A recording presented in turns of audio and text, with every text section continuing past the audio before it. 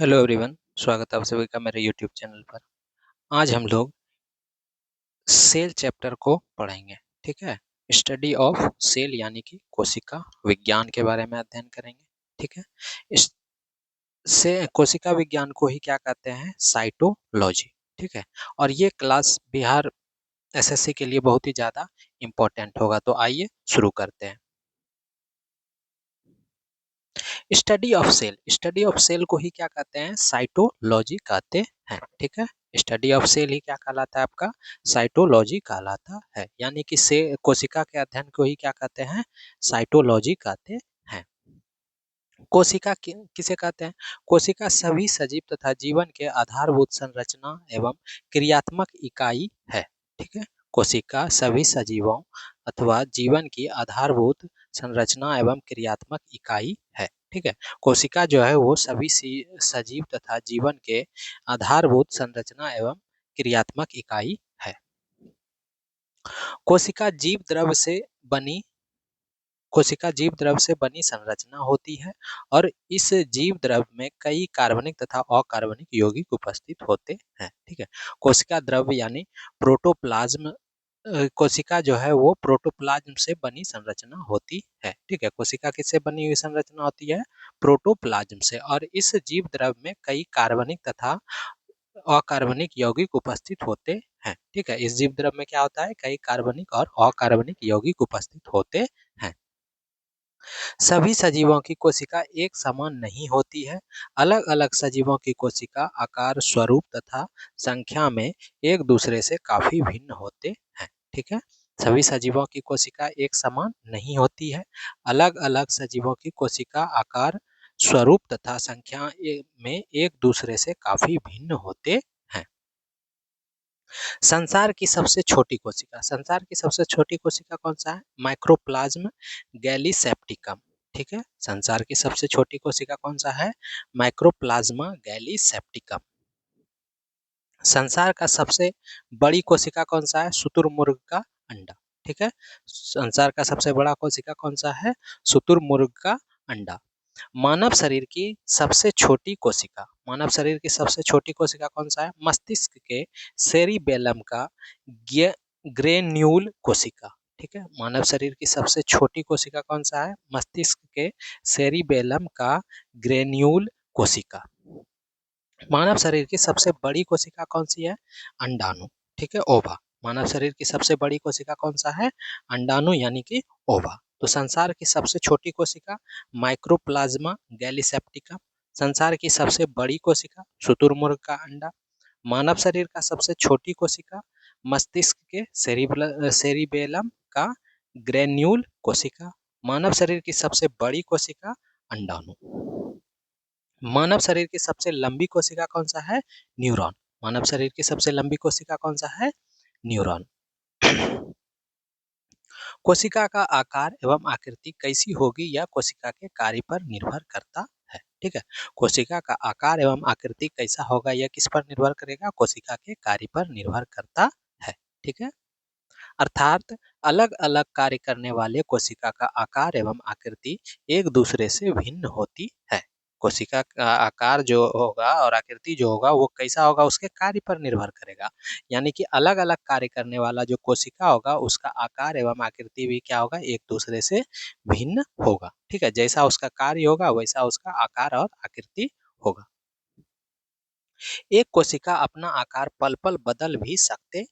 एक कोशिका क्या करता है, कुछ कोशिका क्या करता है, अपना आकार पल पल बदल भी सकते हैं। ठीक है। कुछ कोशिका ऐसा भी होता है जो कि अपना आकार क्या कर सकते हैं, पल पल बदल सकते हैं। अमीबा तथा मनुष्य का डब्ल्यूबीसी कोशिका का आकार निश्चित नहीं रहता है। ये दोनों ही कोशिका अपना आकार बदलते रहते हैं। ठीक है। अमीबा हो गया या मनुष्य का डब्ल्यूबीसी कोशिका का आकार क्या होता है, निश्चित नहीं रहता है। ये दोनों ही कोशिका अपना आकार बदलते रहते हैं। ठीक है। कौन कौन सा कोशिका आकार बदलते रहता है, अमीबा तथा मनुष्य का डब्ल्यूबीसी कोशिका। ठीक है। ये इसका क्या होता है, आकार निश्चित नहीं होता है। ये दोनों कोशिका अपना आकार बदलते रहते हैं। विभिन्न सजीवों में कोशिका की संख्या कितनी होगी यह सजीवों के शरीर के आकार पर निर्भर करता है। ठीक है, विभिन्न सजीवों में कोशिका की संख्या कितना होगा वो किस पर निर्भर करेगा, सजीव के शरीर के आकार पे। ठीक है, तो सजीव का शरीर अगर बड़ा है तो कोशिका की संख्या अधिक होगा, और सजीव का शरीर अगर छोटा है तो कोशिका का आकार क्या होगा, कोशिका का संख्या क्या होगा, कम होगा। यानी कि शरीर का आकार जितना बड़ा होगा उसमें उसमें उसमें कोशिका की संख्या उतना ही अधिक होगा, और यदि शरीर का आकार जितना छोटा होगा उसमें कोशिका की संख्या उतना ही छोटी होगी। यानी विभिन्न सजीवों में कोशिका की संख्या जो होगा उसके शरीर के आकार पर निर्भर करेगा। शरीर का आकार जितना बड़ा होगा उसमें कोशिका का संख्या उतना ही अधिक होगा। सभी सजीव में कोशिका की संख्या भी एक समान नहीं होती है, ठीक है, क्योंकि सभी सजीव का आकार अलग अलग होता है, इसलिए सब में क्या होगा, सब में कोशिका की संख्या क्या होगा, समान नहीं होगा। कोशिका की संख्या के आधार पर सजीवों को दो समूह में रखा गया है, ठीक है, कोशिका की संख्या के आधार पर सजीवों को दो समूह में रखा गया है। पहला का यूनिसेल्यूलर एक कोशिकीय और दूसरा मल्टीसेल्यूलर बहुकोशिकीय। ठीक है, कोशिका की संख्या के आधार पर सजीवों को दो समूह में रखा गया, कौन कौन सा, यूनिसेल्यूलर और दूसरा मल्टीसेल्यूलर, एक कोशिकीय और बहुकोशिकीय।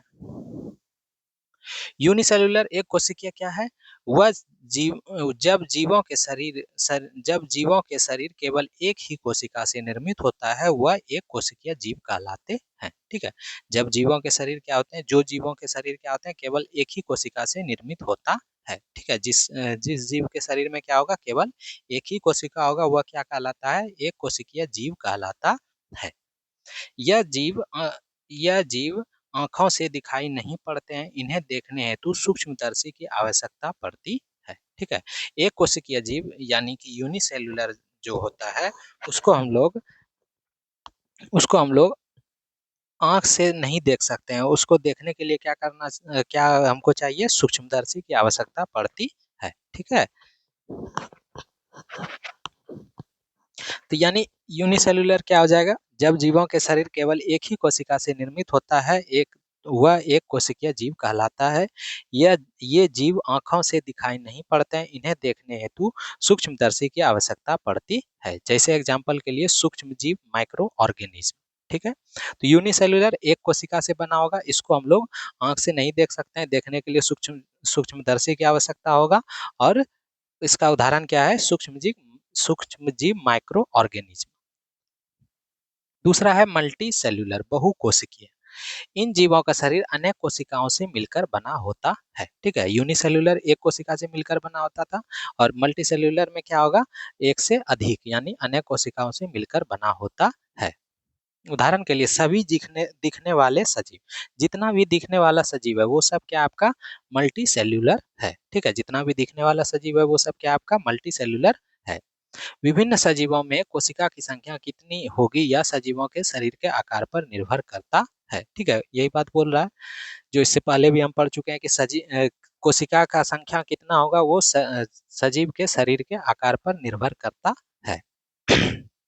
यानी विभिन्न सजीवों में कोशिका की संख्या कितनी होगी यह सजीवों के शरीर के आकार पर निर्भर करता है। जितना ज्यादा बड़ा शरीर होगा उतना ज्यादा उसमें कोशिका होगा। शरीर का आकार जितना बड़ा होगा उसमें कोशिका की संख्या उतना ही अधिक होगी। ठीक है, अब आते हैं कोशिका का विकास क्रम पे।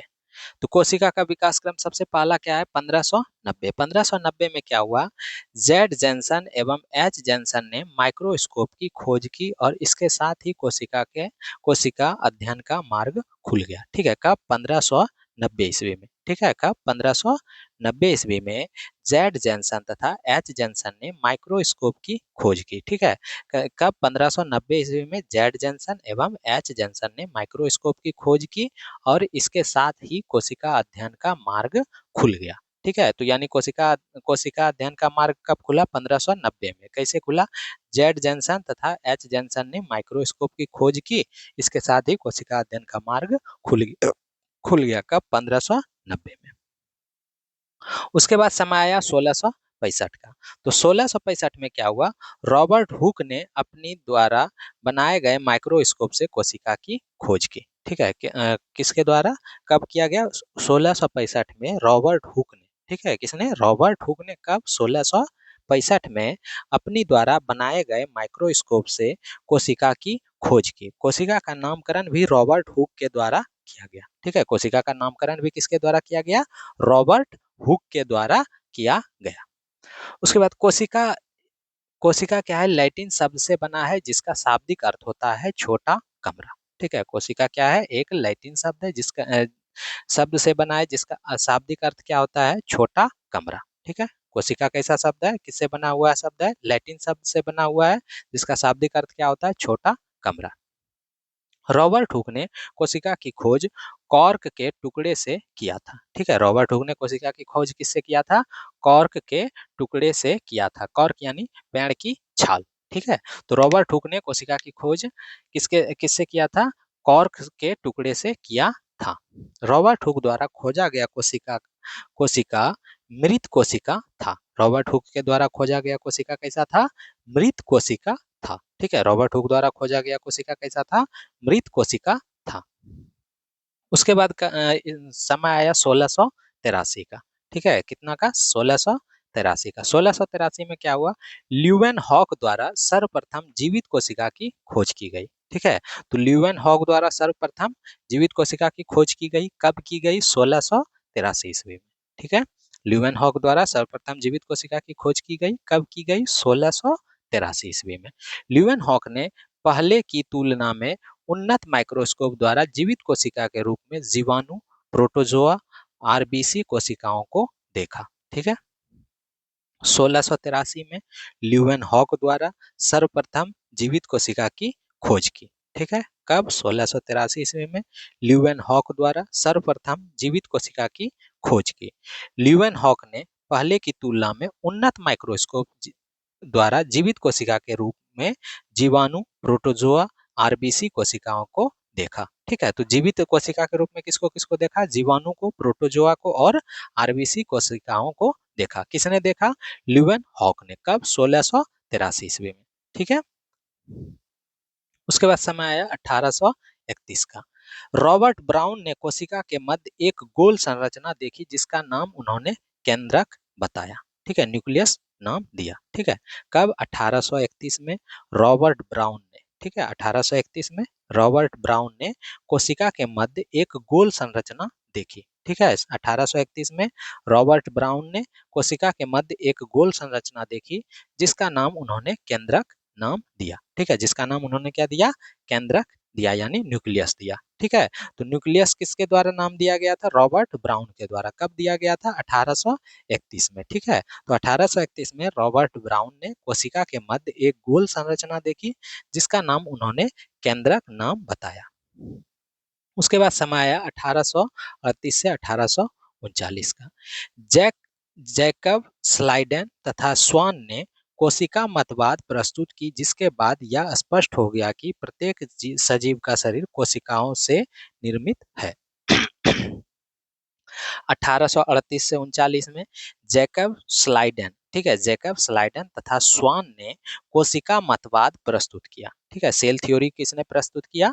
जैकब स्लाइडेन तथा स्वान ने। कब किया? 1838 से 39 में, जिसके बाद क्या स्पष्ट हो गया कि प्रत्येक सजीव का शरीर कोशिकाओं से निर्मित है।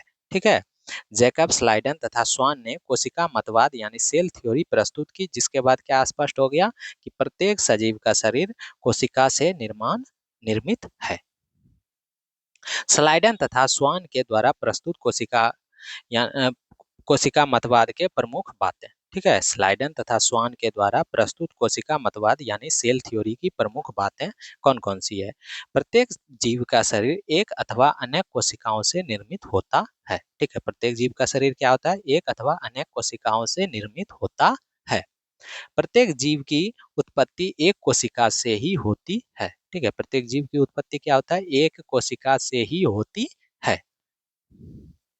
उसके बाद प्रत्येक कोशिका अपने आप में एक स्वाधीन इकाई है परंतु सब कोशिका मिलकर काम करते हैं, परिणाम स्वरूप एक जीव का निर्माण होता है। प्रत्येक कोशिका अपने आप में एक स्वाधीन इकाई है परंतु सब कोशिका मिलकर काम करते हैं, परिणाम स्वरूप एक जीव का निर्माण होता है। कोशिका की उत्पत्ति जिस भी प्रक्रिया से हो उसमें कोशिका का केंद्रक मुख्य भूमिका अदा करता है। ठीक है। कोशिका की उत्पत्ति जिस भी प्रक्रिया से हो उसमें कोशिका का केंद्रक मुख्य भूमिका अदा करता है। उसके बाद समय आया 1839 का। 1839 में पुरकिंजे ने, ठीक है, पुरकिंजे ने कोशिका में पाए जाने वाले अर्ध तरल एवं दानेदार पदार्थ को जीव द्रव्य यानी प्रोटोप्लाज्म नाम दिया। ठीक है। कब? 1839 में। किन्होंने? पुरकिंजे ने क्या किया? कोशिका में पाए जाने वाले अर्ध तरल एवं दानेदार पदार्थ को क्या नाम दिया? जीव द्रव्य यानी प्रोटोप्लाज्म का नाम दिया। ठीक है। 1839 में पुरकिंजे ने कोशिका में पाए जाने वाले अर्ध तरल एवं दानेदार पदार्थ का को जीव द्रव्य नाम दिया। 1846 का समय आया। 1846 में पुरकिंजे के बाद वॉन मोल ने कोशिका में पाए जाने वाले जीव द्रव्य की खोज की। ठीक है। पुरकिंजे के बाद वॉन मोल ने, ठीक है, कोशिका में पाए जाने वाले जीव द्रव्य की खोज की। कब की? 1846 में। 1839 में पुरकिंजे ने कोशिका में पाए जाने वाले अर्ध तरल एवं दानेदार पदार्थ को जीव द्रव्य नाम दिया। उसके बाद 1846 में पुरकिंजे के बाद वॉन मोल ने कोशिका में पाए जाने वाले जीव द्रव्य की खोज की। उसके बाद समय आया 1855 का। 1855 में रुडोल्फ विर्चो ने यह पता लगाया कि नए कोशिका का निर्माण पहले मौजूद कोशिकाओं के विभाजन के फलस्वरूप होता है। ठीक है। 1855 ईस्वी में रुडोल्फ विर्चो ने यह पता लगाया कि नए कोशिका का जो निर्माण होता है वह पहले मौजूद कोशिकाओं के विभाजन के फलस्वरूप होता है। ठीक है। तो 1839 में पुरकिंजे ने कोशिका में पाए जाने वाले अर्ध तरल एवं दानेदार पदार्थ को जीव द्रव्य नाम दिया।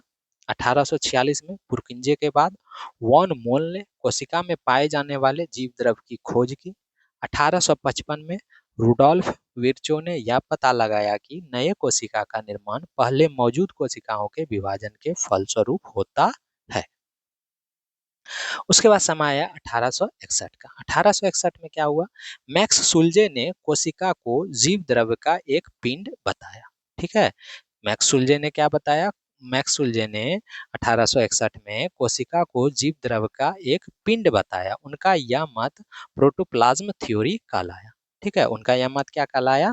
प्रोटोप्लाज्म थ्योरी कहलाया। ठीक है। तो प्रोटोप्लाज्म थ्योरी में क्या था कि कोशिका को जीव द्रव्य का एक पिंड है। ठीक है। कोशिका क्या है? कोशिका क्या है? जीव द्रव्य का एक पिंड है। ठीक है। ये किसने बताया? मैक्स सुल्ज ने। ठीक है। और यही क्या था? Protoplasm theory. और ये कब हुआ? 1861 में। उसके बाद समय आया 1931 का। एस नॉल एवं ई रस्का ने इलेक्ट्रॉन माइक्रोस्कोप का आविष्कार किया। इसके बाद कोशिका के क्षेत्र में काफी तीव्र गति से अनुसंधान होने लगा। ठीक है। कब? 1931 में एस नॉल एवं ई रस्का ने इलेक्ट्रॉन माइक्रोस्कोप का आविष्कार किया। ठीक है। कब किया? 1931 में। किन्होंने किया? एस नॉल एवं ई रस्का ने इलेक्ट्रॉन माइक्रोस्कोप का आविष्कार किया। इसके बाद कोशिका के क्षेत्र में काफी तीव्र गति से अनुसंधान होने लगा। अब आते हैं कोशिका की संरचना पे। तो कोशिका को मुख्य रूप से दो हिस्सों में बांटा जा सकता है। ठीक है। कोशिका की संरचना को कोशिका की संरचना में हम लोग क्या देखेंगे कि कोशिका को मुख्य रूप से दो भागों में बांटा जा सकता है। कौन कौन सा? कोशिका झिल्ली, और जो कि पौधे के कोशिका झिल्ली के अतिरिक्त कोशिका भित्ति भी है। ठीक है। और जीव द्रव्य। ठीक है। कोशिका को मुख्य रूप से दो हिस्सों में बांटा जा सकता है। कौन कौन सा? कोशिका झिल्ली और दूसरा कोशिका द्रव्य। ठीक है। कोशिका झिल्ली तथा कोशिका द्रव्य। कोशिका झिल्ली क्या है? पौधे में कोशिका झिल्ली के अतिरिक्त कोशिका भित्ति भी होती है। ठीक है। पौधे में क्या होता है? कोशिका झिल्ली के अतिरिक्त कोशिका भित्ति भी होता है। तो कोशिका को मुख्य रूप से दो हिस्सों में बांटा जा सकता है। कौन कौन सा? कोशिका झिल्ली और जीव द्रव्य। जीव द्रव्य को पुनः दो हिस्सों में विभक्त किया जा सकता है। ठीक है। जीव द्रव्य को पुनः दो हिस्सों में विभक्त किया जा सकता है। कौन कौन सा? कोशिका द्रव्य, केंद्रक। ठीक है। जीव द्रव्य को पुनः दो हिस्सों में विभक्त किया जा सकता है। कौन कौन सा? कोशिका द्रव्य और दूसरा केंद्रक। ठीक है। कोशिका द्रव्य और केंद्रक। ठीक है। जीव द्रव को पुनः दो हिस्सों में बांटा गया, कौन कौन सा? कोशिका द्रव्य और केंद्रक। कोशिका द्रव्य में ढेर सारी रचनाएं पाई जाती है। साइटोप्लाज्म यानी कोशिका द्रव्य में ढेर सारी रचनाएं पाई जाती है, ठीक है। कोशिका द्रव्य में यानी कि साइटोप्लाज्म में ढेर सारी रचनाएं पाई जाती है, जो दो प्रकार के होते हैं। कौन कौन सा? जीव द्रव्य रचनाएं और मेटाप्लास्ट, ठीक है। Organoids and metaplast. कोशिका द्रव्य में ढेर सारी रचनाएं पाई जाती है, जो दो प्रकार के होते हैं। कौन कौन सा? ऑर्गेनोइड्स जीव द्रव्य रचनाएं, और दूसरा मेटाप्लास्ट यानी मेटाप्लास्ट, ठीक है। तो कोशिका द्रव्य में ढेर सारी रचनाएं पाई जाती है, जो दो प्रकार के होते हैं, ऑर्गेनोइड्स एंड मेटाप्लास्ट। जीव द्रव्य रचनाएं। जीव द्रव्य रचनाएं क्या है? इसके अंतर्गत जीवित रचनाएं आते हैं, जिनमें बढ़ने या विभाजन करने की क्षमता होती है, ठीक है। जीव द्रव्य रचनाएं में क्या होता है? इसके अंतर्गत जीवित रचनाएं आती हैं, जिनमें बढ़ने तथा विभाजन करने की क्षमता होती है। ये रचनाएं हैं कौन कौन सा? सेंट्रोसोम, अंतर्द्रव्य जालिका, राइबोसोम, माइटोकॉन्ड्रिया, लवक तथा गोल्जी कॉय, ठीक है। तो ये आपका क्या है? रचनाएं हैं, जो जिसके अंतर्गत जीव द्रव्य के रचनाएं के अंतर्गत आते हैं, ठीक है। जीव द्रव्य रचनाएं क्या था? ऑर्गेनोइड्स क्या था? इसके अंतर्गत जीवित रचनाएं आती हैं, जिनमें बढ़ने तथा विभाजन करने की क्षमता होती है। तो ये रचनाएं कौन कौन सा है जो जीव द्रव्य रचनाएं के अंतर्गत आते हैं? सेंट्रोसोम, अंतर्द्रव्य जालिका, राइबोसोम, माइटोकॉन्ड्रिया और लवक और गोल्जी कॉय, ठीक है। तो सबको अब हम एक एक करके डिस्कस करेंगे। और एक क्या है? लाइसोसोम, ठीक है, लाइसोसोम। और दूसरा है मेटाप्लास्ट। मेटाप्लास्ट क्या था? ये निर्जीव रचनाएं हैं, जिनमें न तो बढ़ने की क्षमता होती है और न ही विभाजन करने की, ठीक है। मेटाप्लास्ट कैसी रचनाएं हैं? निर्जीव रचनाएं हैं, जिसमें न ही बढ़ने की क्षमता होती है और न ही विभाजन करने की क्षमता होती है, ठीक है। ऑर्गेनोइड्स में क्या होता था? जीवित रचनाएं होती थी, लेकिन मेटाप्लास्ट में क्या होता है? निर्जीव रचनाएं होती है, जिस और ऑर्गेनोइड्स में क्या होता था? विभाजन और बढ़ने की क्षमता होती थी, लेकिन मेटाप्लास्ट में बढ़ने की क्षमता या विभाजन करने की क्षमता नहीं होती है। मेटाप्लास्ट के अंतर्गत रसधानी, वसाकण, प्रोटीन, ग्लाइकोजेन, पित्त आदि आते हैं, ठीक है। मेटाप्लास्ट के अंतर्गत कौन कौन सा आता है? रसधानी, वसाकण, प्रोटीन, ग्लाइकोजेन, पित्त आदि आते हैं। अब सबसे पहला पढ़ेंगे कोशिका झिल्ली, सेल मेम्ब्रेन, ठीक है। कोशिका झिल्ली यानी सेल मेम्ब्रेन। प्रत्येक कोशिका के चारों ओर बहुत ही पतली, जीवित, मुलायम तथा लचीली झिल्ली होती है, जो कोशिका झिल्ली कहलाती है, ठीक है। प्रत्येक कोशिका के चारों ओर बहुत ही पतली, जीवित, मुलायम तथा लचीली झिल्ली होती है, जो कोशिका झिल्ली कहलाती है, ठीक है। यानी कि प्रत्येक कोशिका के चारों ओर क्या होगा? बहुत ही पतली, जीवित, मुलायम तथा लचीली झिल्ली होती है, जिसे क्या कहते हैं? कोशिका झिल्ली कहते हैं। यह लगभग 75 एंगस्ट्रॉम मोटा होता है, ठीक है। कोशिका झिल्ली की मोटाई कितना होता है? 75 एंगस्ट्रॉम होता है। तो प्रत्येक कोशिका के चारों ओर बहुत ही पतली, जीवित, मुलायम तथा लचीली झिल्ली होती है, जिसे क्या कहते हैं? कोशिका झिल्ली कहते हैं। और इसका मोटाई कितना होता है? 75 एंगस्ट्रॉम होता है। कोशिका झिल्ली कोशिका को दूसरी कोशिका तथा बाहरी वातावरण से अलग करती है। कोशिका झिल्ली कोशिका को दूसरी कोशिका तथा बाहरी वातावरण से अलग करती है। कोशिका झिल्ली अर्ध पारगम्य या चयनात्मक पारगम्य होती है, क्योंकि इस झिल्ली से होकर कुछ ही पदार्थ कोशिका के अंदर बाहर आ जा सकते हैं, सभी पदार्थ नहीं। कोशिका झिल्ली कोशिका को दूसरी कोशिका तथा बाहरी वातावरण से अलग करता है, ठीक है। कोशिका झिल्ली क्या करता है? कोशिका को दूसरी कोशिका तथा बाहरी वातावरण से अलग करता है। कोशिका झिल्ली कैसा होता है? अर्ध पारगम या चयनात्मक पारगम, यानी कि सेमी परमिएबल मेम्ब्रेन या फिर सेलेक्टिव परमिएबल होते हैं, क्योंकि यह झिल्ली से होकर कुछ ही पदार्थ कोशिका के अंदर बाहर आ जा सकते हैं, सभी पदार्थ नहीं। कोशिका झिल्ली लिपिड और प्रोटीन की बनी होती है, ठीक है। कोशिका झिल्ली किसका बना होता है? लिपिड तथा प्रोटीन की बनी होती है। कोशिका झिल्ली किसका बना होता है? लिपिड तथा प्रोटीन का बना होता है। इस झिल्ली में दो परत प्रोटीन की तथा इनके बीच एक परत वसा की होती है। कोशिका झिल्ली किसका बना होगा? लिपिड तथा प्रोटीन का। और इस झिल्ली में दो परत प्रोटीन की तथा इनके बीच एक परत वसा की होती है। कोशिका झिल्ली के अंदर कोशिका झिल्ली के संबंध में तरल मोजाइक मॉडल सिंगर और निकोलसन ने दिया था। ठीक है। कोशिका झिल्ली के संबंध में तरल मोजाइक मॉडल, ठीक है, कोशिका झिल्ली के संबंध में तरल मोजाइक मॉडल सिंगर और निकोलसन ने दिया था। कोशिका झिल्ली के प्रमुख कार्य क्या क्या? कोशिका झिल्ली के प्रमुख कार्य हैं। तो यह कोशिका को निश्चित आकृति देता है तथा कोशिका के भीतरी संरचनाओं को बाहरी आघात से बचाता है। यह कोशिका के यह कोशिका को निश्चित आकृति देता है तथा कोशिका के भीतरी संरचनाओं को बाहरी आघात से बचाता है। ठीक है। यानी कोशिका झिल्ली का जो मुख्य कार्य है वो क्या है कि निश्चित यह कोशिका को क्या करता है? आकृति देता है तथा कोशिका के भीतरी संरचनाओं को बाहरी आघात से बचाता है। यह कोशिका के अंदर जाने तथा बाहर आने वाले पदार्थ का नियंत्रण करता है। ठीक है। कोशिका झिल्ली का एक और काम क्या है कि कोशिका के अंदर जाने तथा बाहर आने वाले पदार्थ पर भी नियंत्रण करता है। ठीक है। तो कोशिका झिल्ली का पहला काम क्या हो गया कि कोशिका का निश्चित आकृति देता है। कोशिका को क्या करता है? निश्चित आकृति देता है। कोशिका के भीतरी संरचनाओं को बाहरी आघात से बचाता है और कोशिका के अंदर जाने तथा बाहर आने वाले पदार्थ पर नियंत्रण रखता है।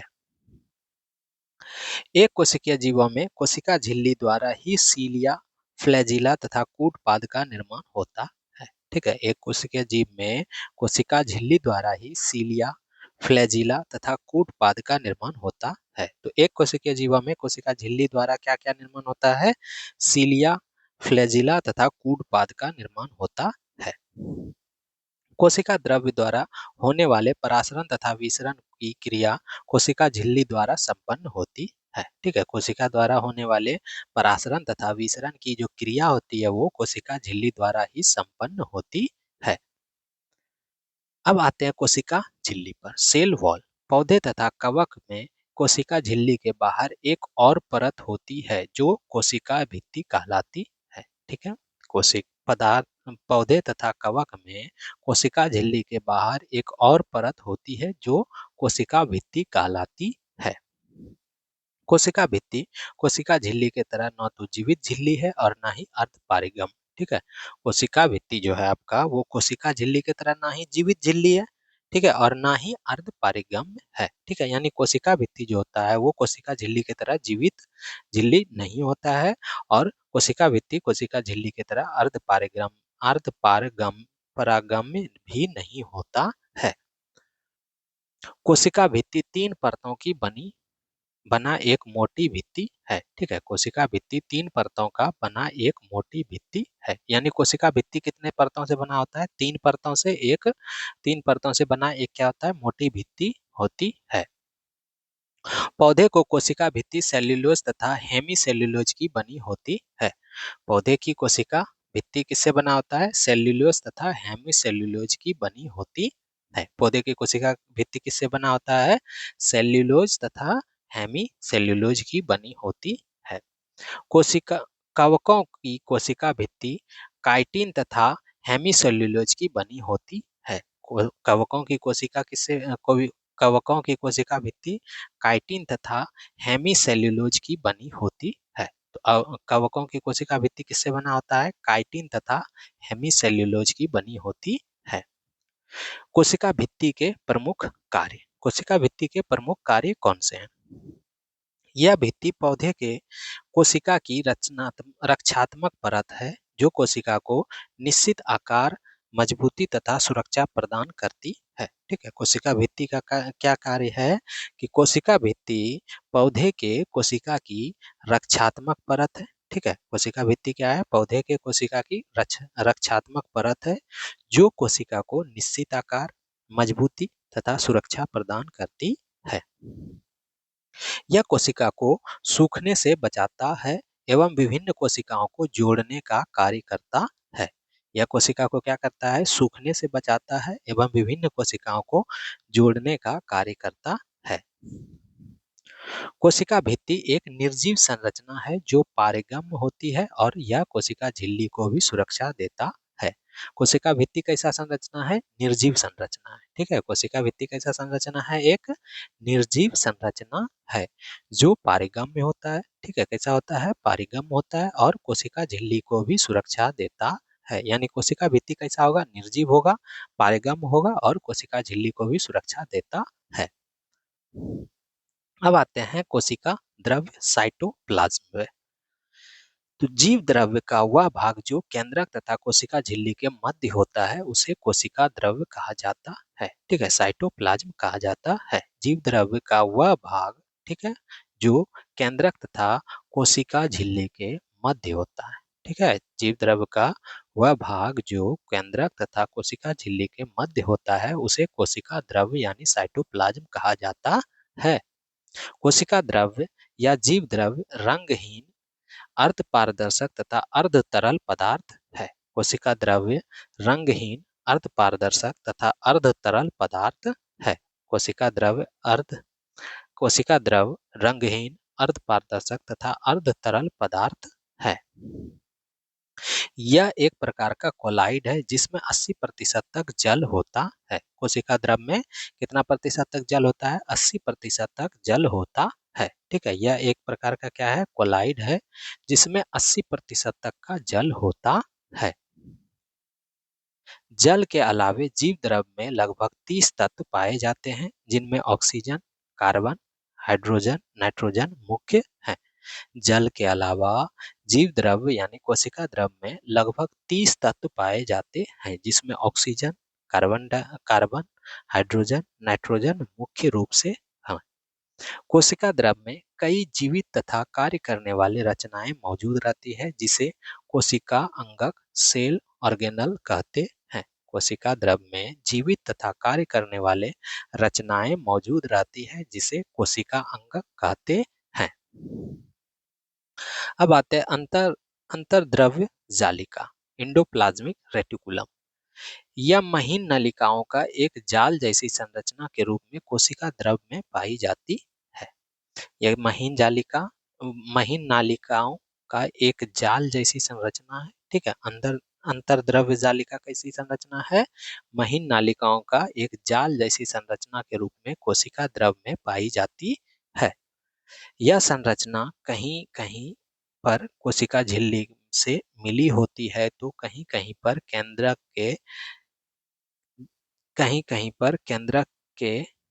झिल्ली से मिली होती है। ठीक है, एंडोप्लाज्मिक रेटिकुलम जो होता है ऐसा संरचना होता है कि कहीं कहीं पर कोशिका झिल्ली से मिली होती है तो कहीं कहीं पर केंद्रक झिल्ली से मिली होती है। यह संरचना लिपोप्रोटीन यानी लिपिड और प्रोटीन की बनी होती है। ठीक है, यह संरचना किसका बना होता है? लिपोप्रोटीन यानी लिपिड और प्रोटीन का बना होता है। कोशिका द्रव में एंडोप्लाज्मिक रेटिकुलम ईआर दो प्रकार के होते हैं। कोशिका द्रव में ईआर कितने प्रकार के होते हैं? 2 प्रकार के होते हैं। कौन कौन सा? चिकनी अंतर्द्रव्य जालिका स्मूथ एंडोप्लाज्मिक रेटिकुलम और दूसरा है खुरदुरी अंतर्द्रव्य जालिका रफ एंडोप्लाज्मिक रेटिकुलम। ठीक है, चिकनी अंतर्द्रव्य जालिका, खुरदुरी अंतर्द्रव्य जालिका। रफ ईआर के झिल्ली पर राइबोसोम के सूक्ष्म कण पाए जाते हैं जबकि स्मूथ ईआर पर राइबोसोम उपस्थित नहीं होते हैं। ठीक है, रफ ईआर एंडोप्लाज्मिक रेटिकुलम, ठीक है, रफ ईआर के झिल्ली पर राइबोसोम के सूक्ष्म कण पाए जाते हैं जबकि स्मूथ ईआर पर राइबोसोम उपस्थित नहीं होते हैं। अपनी विशेष संरचना के कारण अंतर्द्रव्य जालिका को कोशिका का कंकाल तंत्र कहा जाता है। ठीक है, अपनी विशेष संरचना के कारण अंतर्द्रव्य जालिका को कोशिकाओं का कंकाल तंत्र कहा जाता है। यानी ईआर को क्या कहा जाता है? कंकाल तंत्र कहा जाता है। ठीक है, अंतर्द्रव्य जालिका को कोशिकाओं का कंकाल तंत्र कहा जाता है। इस संरचना की खोज सर्वप्रथम पोर्टर, क्लाउडे तथा फूलम ने किया था, जबकि इसका प्रथम बार नामकरण पोर्टर तथा कलमैन द्वारा किया गया। ठीक है, इस संरचना की खोज यानी ईआर की खोज सर्वप्रथम पोर्टर, क्लाउडे तथा फूलम ने किया था, जबकि इसका प्रथम बार नामकरण पोर्टर तथा कलमैन के द्वारा किया गया। अंतर्द्रव्य जालिका को वर्तमान समय में एर्गोस्टोप्लाज्मा एर्गोस्टोप्लाज्मा भी कहा जाता है। अंतर्द्रव्य जालिका को इंडोप्लाज्मिक रेटिकुलम को वर्तमान समय में एर्गोस्टोप्लाज्मा भी कहा जाता है। अंतर्द्रव्य जालिका के प्रमुख कार्य कौन कौन से कार्य हैं? यह अंततः यह अतः कोशिकीय परिवहन का कार्य करती है। ठीक है, अंतर्द्रव्य जालिका का क्या करता है? अंतः कोशिका परिवहन का कार्य करती है।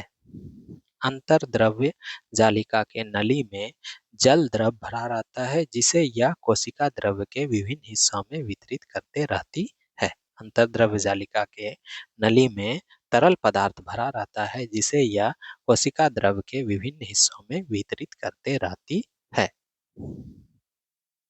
कोशिका द्रव्य के अंदर प्रोटीन का परिवहन मुख्यतः अंतर्द्रव्य जालिका द्वारा किया जाता है। कोशिका द्रव्य के अंदर प्रोटीन का परिवहन मुख्यतः अंतर्द्रव्य जालिका द्वारा किया जाता है। चिकनी अंतर्द्रव्य जालिका वसा तथा कोलेस्ट्रॉल के संश्लेषण में भाग लेती है। चिकनी अंतर्द्रव्य जालिका वसा तथा कोलेस्ट्रॉल के संश्लेषण में भाग लेती है। खुरदुरी अंतर्द्रव्य जालिका प्रोटीन संश्लेषण में मदद करती है। चिकनी अंतर्द्रव्य जालिका वसा तथा कोलेस्ट्रॉल के संश्लेषण में भाग लेती है, जबकि खुरदुरी अंतर्द्रव्य जालिका प्रोटीन संश्लेषण में भाग लेती है। चिकनी वसा और कोलेस्ट्रॉल के संश्लेषण में और खुरदुरी प्रोटीन के संश्लेषण में मदद करता है। अंतर्द्रव्य जालिका उन कोशिकाओं में अधिक पाई जाती है जिसमें प्रोटीन वसा हार्मोन्स का संश्लेषण होता है। अंतर्द्रव्य जालिका उन कोशिकाओं में अधिक पाई जाती है जिसमें क्या होगा? प्रोटीन वसा हार्मोन का संश्लेषण होता है। जैसे मनुष्य के यकृत, अग्नाशय के कोशिका में अंतर्द्रव्य जालिका की संख्या अधिक होती है। ठीक है, अंतर्द्रव्य जालिका उन कोशिकाओं में अधिक पाई जाती है जिसमें प्रोटीन वसा हार्मोन का संश्लेषण होता है। जैसे मनुष्य के यकृत, अग्नाशय की कोशिका में अंतर्द्रव्य जालिका की संख्या अधिक होती है। मानव यकृत में पाए जाने वाले चिकनी अंतर्द्रव्य जालिका यकृत को विष के प्रभाव को नष्ट करने में मदद करता है। मानव यकृत में पाए जाने वाले चिकनी अंतर्द्रव्य जालिका यकृत को विष के प्रभाव से नष्ट करने में मदद करता है। अब आते हैं राइबोसोम। ठीक है, राइबोसोम एक दानेदार संरचना है जो अंतर्द्रव्य जालिका के ऊपर या अकेले या गुच्छों के रूप में कोशिका द्रव्य में बिखरे रहते हैं। राइबोसोम एक दानेदार संरचना है जो अंतर्द्रव्य जालिका के ऊपर या अकेले या गुच्छों के रूप में कोशिका द्रव्य में बिखरे रहते हैं। यह झिल्ली विहीन तथा सबसे छोटा कोशिका अंगक है। ठीक है, यह कैसा अंगक है? यह झिल्ली विहीन तथा सबसे छोटी कोशिका अंगक है। कोशिका द्रव्य में जो राइबोसोम गुच्छों के रूप में पाए जाते हैं उसे पॉलीराइबोसोम या पॉलीसोम कहते हैं। कोशिका द्रव्य में जो राइबोसोम गुच्छे के रूप में पाया जाता है उसे पॉलीराइबोसोम या पॉलीसोम कहते हैं। पॉलीसोम में सभी राइबोसोम में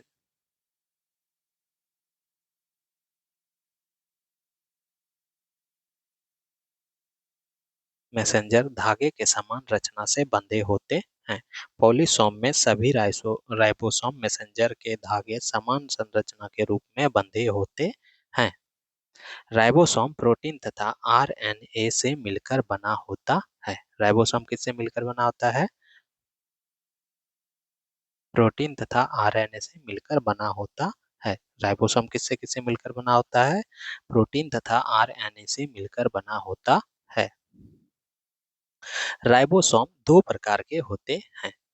से 70s राइबोसोम, 80s राइबोसोम। ठीक है, राइबोसोम कितने प्रकार से बना होता है, कितने प्रकार के होते हैं, दो प्रकार के, 70s राइबोसोम और 80s राइबोसोम। 70 राइबोसोम के दो सब यूनिट होते हैं, 30s राइबोसोम और 50s।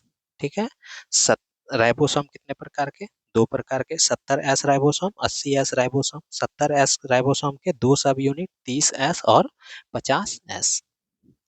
80s राइबोसोम के भी दो सब यूनिट होते हैं, 40s और 60s। ठीक है, 70 वाले का 30 और 50s राइबोसोम। ठीक है, और 80 वाले 80s राइबोसोम के दो सब यूनिट, 40s और 60s। राइबोसोम की खोज सर्वप्रथम रॉबिन्सन तथा ब्राउन ने पादप कोशिका में किया था। राइबोसोम की खोज सर्वप्रथम रॉबिन्सन तथा ब्राउन ने पादप कोशिका में किया था। ठीक है, राइबोसोम का खोज सर्वप्रथम किसने किया था, रॉबिन्सन तथा ब्राउन ने, किसमें, पादप कोशिका में किया था। जंतु कोशिका में राइबोसोम का खोज जे जी ई पैलाडे द्वारा किया गया था। जंतु कोशिका में राइबोसोम का खोज किसके द्वारा किया गया था, जी ई पैलाडे द्वारा किया गया था। राइबोसोम का नामकरण रॉबर्ट के द्वारा किया गया। ठीक है, राइबोसोम का नामकरण किसके द्वारा किया गया, रॉबर्ट के द्वारा किया गया। राइबोसोम के कार्य, राइबोसोम के क्या क्या कार्य हैं, या प्रोटीन संश्लेषण का काम करता है। राइबोसोम क्या करता है, प्रोटीन संश्लेषण का काम करता है। इसके अभाव में कोशिका में प्रोटीन संश्लेषण हो पाना संभव नहीं है। ठीक है, इसके राइबोसोम अगर नहीं होगा, तो अगर राइबोसोम का अभाव होगा कोशिका में, तो प्रोटीन संश्लेषण हो पाना संभव नहीं है। राइबोसोम को कोशिका का प्रोटीन फैक्ट्री कहा जाता है। राइबोसोम को कोशिका का प्रोटीन फैक्ट्री कहा जाता है। नेक्स्ट टॉपिक है गोल्जी कॉय। ठीक है, गोल्जी बॉडी। कोशिका द्रव में यह मुड़े हुए छड़ के गुच्छे के समान दिखाई पड़ते हैं। कोशिका द्रव में यह मुड़े हुए छड़ के गुच्छे के समान दिखाई पड़ते हैं। पादप कोशिका में गोल्जी कॉय मुड़े हुए छड़ की रचना बनाकर बिखरे रहते हैं, जिसे डिक्टी डिक्टियोसोम कहा जाता है।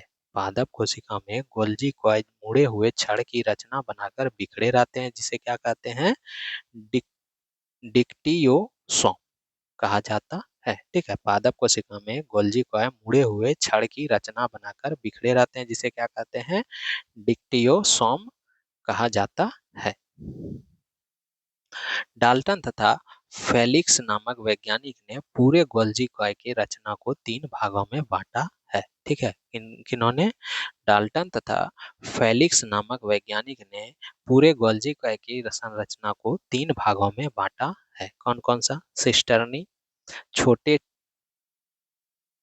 ट्यूब्यूल्स एवं vesicles, small tubules and vessels, बड़ी रसदानी, लार्ज वेसल्स। सर्वप्रथम इसकी खोज कैमली गोल्जी ने किया था। ठीक है, सर्वप्रथम इसकी खोज किसने किया था, कैमली गोल्जी ने किया था। कैमली गोल्जी इटली के न्यूरोलॉजिस्ट डॉक्टर थे, जिन्होंने इस संरचना की खोज तंत्रिका कोशिका में की थी। ठीक है, सर्वप्रथम इसकी खोज किसने की थी, कैमली गोल्जी ने किया था। कैमली गोल्जी इटली के न्यूरोलॉजिक डॉक्टर थे,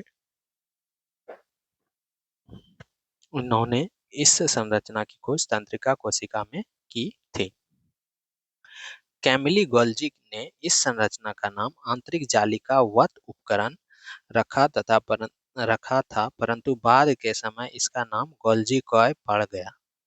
कैमिली गोल्जी ने इस संरचना का नाम आंतरिक जालिका वत उपकरण इंटररेटिकुलर अपैरेटस रखा था, परंतु बाद के समय इसका नाम गोल्जी कॉय पड़ गया। गोल्जी कॉय के प्रमुख कार्य, यह अंगक carbohydrate, lipid, protein, nucleic acid जैसे पदार्थों का पैकेजिंग, संग्रह तथा श्रवण करता है। ठीक है, Golgi coy carbohydrate, lipid, protein, nucleic acid जैसे पदार्थों का पैकेजिंग, संग्रह तथा श्रवण करता है। यह कोशिका का मुख्य सेक्रेशन ऑर्गेनल है, यानी यह कोशिका का मुख्य श्रवण अंगक है। ठीक है, गोल्जी कोशिका का मुख्य सेक्रेशन ऑर्गेनल श्रवण अंगक है। यह लाइसोसोम जैसे महत्वपूर्ण कोशिका अंगक के निर्माण में मदद करते हैं। ठीक है, यह लाइसोसोम जैसे महत्वपूर्ण कोशिका अंगक के निर्माण में मदद करते हैं। कोशिका के अंदर ग्लाइकोलिपिड तथा ग्लाइकोप्रोटीन का निर्माण गोल्जी कॉय में ही होता है। कोशिका के अंदर ग्लाइकोलिपिड तथा ग्लाइकोप्रोटीन का निर्माण गोल्जी कॉय में ही होता है। नेक्स्ट है लाइसोसोम। यह कोशिका द्रव की झिल्लीदार थैलियों जैसी संरचना है। लाइसोसोम कैसी संरचना है? कोशिका द्रव की झिल्लीदार थैलियों जैसी संरचना है। लाइसोसोम कोशिका द्रव की झिल्लीदार थैलियों जैसी संरचना है। इस थैलियों की आकृति हमेशा एक जैसी बनी रहती है या बहुरूपता को दर्शाता है। ठीक है, इस थैली की आकृति हमेशा एक जैसी बनी रहती है या बहुरूपता को दर्शाता है। लाइसोसोम पौधे के कोशिका के तुलना में जंतु कोशिका में प्रचुर मात्रा में पाए जाते हैं। लाइसोसोम पौधे के कोशिका के तुलना में जंतु कोशिका में प्रचुर मात्रा में पाए जाते हैं। लाइसोसोम थैली के अंदर हर प्रकार के हाइड्रोक्लोरिक एंजाइम पाए जाते हैं। लाइसोसोम के अंदर हर प्रकार के हाइड्रोलाइटिक एंजाइम पाए जाते हैं। ठीक है, लाइसोम थैली के अंदर हर प्रकार के हाइड्रोलाइटिक एंजाइम पाए जाते हैं।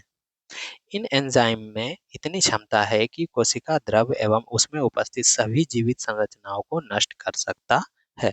इन एंजाइम में इतनी क्षमता है कि वह कोशिका द्रव एवं उसमें उपस्थित सभी जीवित संरचनाओं को नष्ट कर सकता है। लाइसोसोम को आत्महत्या की थैली कहा जाता है। लाइसोसोम को आत्महत्या की क्या कहा जाता है? थैली कहा जाता है। लाइसोसोम की खोज सर्वप्रथम 1998 ईस्वी में डी डबे के द्वारा किया गया था। लाइसोसोम का खोज कब किया गया था? 1998 में किया गया था। किसके द्वारा किया गया था? डी डबे के द्वारा किया गया था। डी डबे को इस कार्य हेतु 1974 में नोबेल पुरस्कार प्राप्त हुआ था।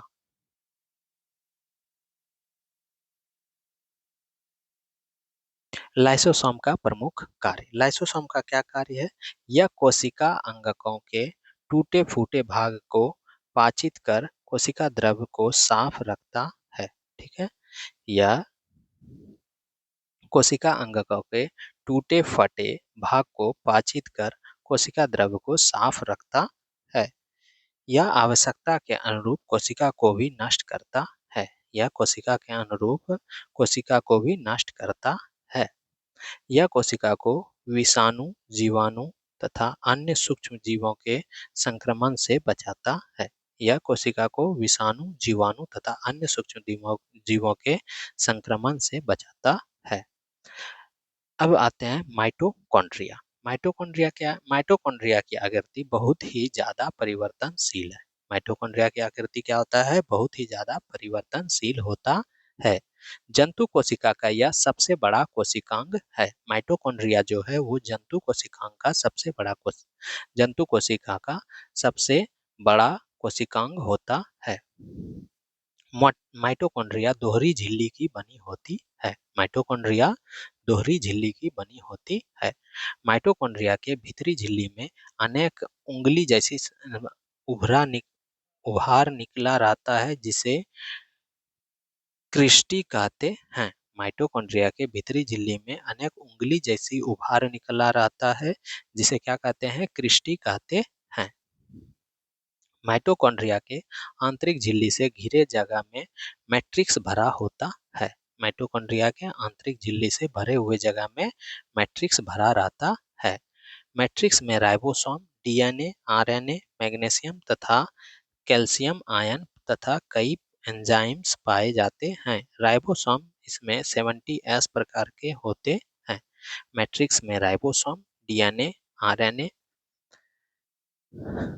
मैग्नीशियम तथा कैल्शियम आयन तथा कई एंजाइम्स पाए जाते हैं। राइबोसोम उसमें 70S प्रकार के होते हैं। माइटोकॉन्ड्रिया की संख्या पौधे की कोशिका में कम तथा जंतु के कोशिका में काफी ज्यादा होती है। माइटोकॉन्ड्रिया की संख्या पौधे की कोशिका में कम तथा जंतु की कोशिका में काफी ज्यादा होता है। माइटोकॉन्ड्रिया की खोज रिचर्ड अल्टमान ने किया था और इसका नाम बायोब्लास्ट रखा। ठीक है, माइटोकॉन्ड्रिया की खोज किसने किया था? रिचर्ड अल्टमान ने किया था और इसका नाम बायोब्लास्ट रखा। वेंडा ने इसका नाम माइटोकॉन्ड्रिया रखा। ठीक है, वेंडा ने इसका नाम क्या रखा? माइटोकॉन्ड्रिया रखा। माइटोकॉन्ड्रिया के कार्य। कोशिकीय श्वसन की प्रक्रिया यहीं संपन्न होती है तथा श्वसन के दौरान निर्मित एटीपी माइटोकॉन्ड्रिया में ही जमा रहता है। कोशिकीय श्वसन की प्रक्रिया यहीं संपन्न होती है तथा श्वसन के दौरान निर्मित एटीपी माइटोकॉन्ड्रिया में ही जमा रहता है। एटीपी जमा रहने के कारण माइटोकॉन्ड्रिया को कोशिका का ऊर्जा गृह कहा जाता है। एटीपी जमा रहने के कारण माइटोकॉन्ड्रिया को कोशिका का ऊर्जा गृह कहा जाता है। सबसे पहले किंग सबरी ने यह बताया कि कोशिकीय श्वसन माइटोकॉन्ड्रिया में होता है। सबसे पहले किसने बताया? किंग सबरी ने यह बताया कि कोशिका श्वसन माइटोकॉन्ड्रिया में होता है। कोशिका श्वसन कहाँ होता है? माइटोकॉन्ड्रिया में होता है। यह किसने बताया? किंग सबरी ने बताया। वार वर्ग ने कोशिकीय श्वसन के लिए उत्तरदायी एंजाइम का खोज माइटोकॉन्ड्रिया में किया। वार वर्ग ने कोशिकीय श्वसन के लिए उत्तरदायी एंजाइम का खोज माइटोकॉन्ड्रिया में किया।